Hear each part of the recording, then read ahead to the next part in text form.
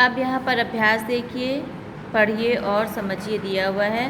प्रथम पुरुष में अभी हमने बताया ना, पठति, पठता, पठन्ति, ती, तह, अन्ति। इसी तरीके से अगर हम क्रीड का बनाएं, ठीक है, शब्द आपके में दिए हुए हैं। इसी तरीके से ये देखिए यहाँ पर दिए हुए हैं कुछ महत्वपूर्ण। गम का दिया हुआ है, ठीक है। गम के जो हैं, गम धातु के जो रूप हैं वो गच्छ से चलते हैं। गम धातु के रूप गच्छ से चलते हैं।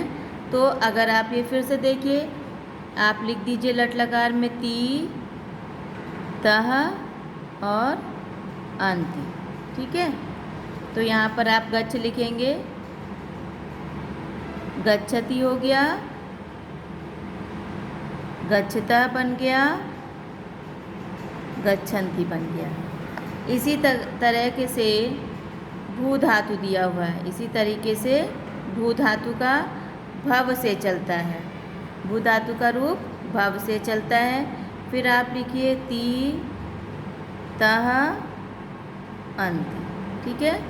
तो यहाँ पर भवती, भवतः, भवन्ति, ये एक वचन, ये द्विवचन और ये बहुवचन। तो इस प्रकार से आपके रूप चलेंगे लट लकार में। अब हम जो है अपने बुक के अभ्यास में आते हैं।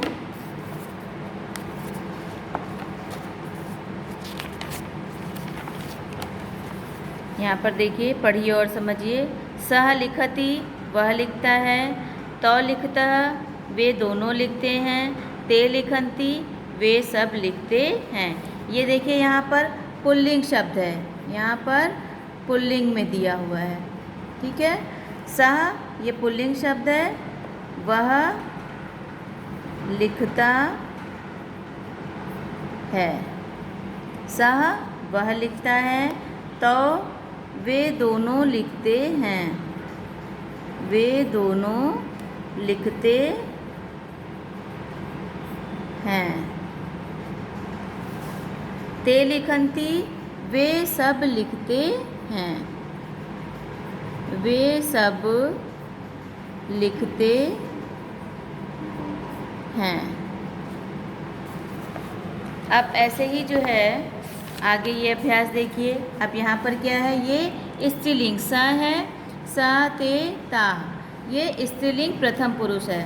ये प्रथम पुरुष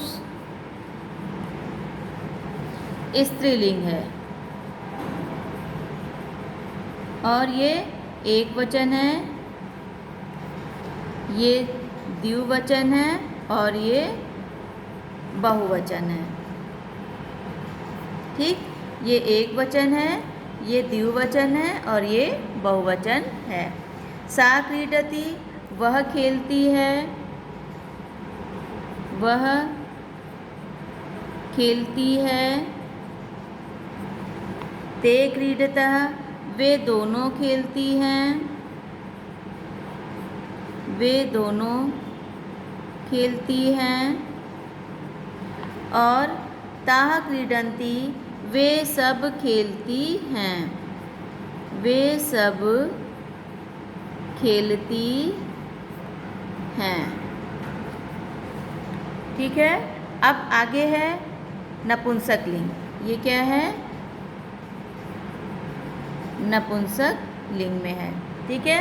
पहला था आपका, पहले हमने सबसे पहले पढ़ा पुल्लिंग। यहाँ पर सबसे पहले हमने पढ़ा पुल्लिंग, ठीक। फिर स्त्रीलिंग, एक वचन, द्विवचन, बहुवचन, और अब नपुंसक लिंग। ये एक वचन है, ये द्विवचन है और ये बहुवचन है। तत्फलमस्ति, वह फल है। वह